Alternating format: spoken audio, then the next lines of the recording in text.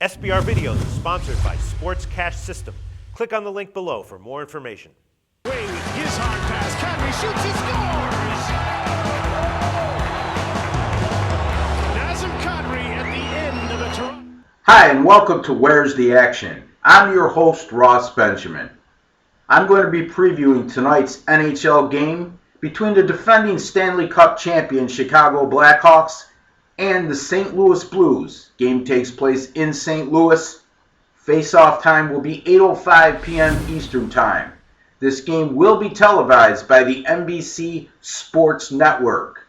Currently, as we speak, the Blues are a -125 money line favorite, and the total is set at 5.5. Well, the Blackhawks are finding out quickly they're going to have a target on their head all season long. Chicago opened the season with 2 home games, the first of which was versus the Washington Capitals in a game they trailed late 4-3 and had to storm back with 2 late third period goals to win the game 5-4. They weren't so fortunate in their next game at home against the lowly Tampa Bay Lightning. As a huge favorite, the Blackhawks were beaten by the Lightning 3-2 in a very big surprise by NHL standards. Now, the St. Louis Blues, what a terrific start. 2-0. I know it's only 2 games, but it couldn't have got off to much of a better start for the Blues, who I feel are going to be one of the contenders in the Western Conference, one of the biggest threats to these same Chicago Blackhawks come playoff time.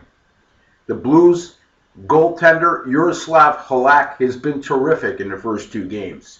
He stopped 47 of 49 shots and comes off a shutout in a 7-0 win over Florida. That was Halak's 17th career shutout as a member of the St. Louis Blues, which breaks a franchise record held for a very long time by a gentleman by the name of Glenn Hall.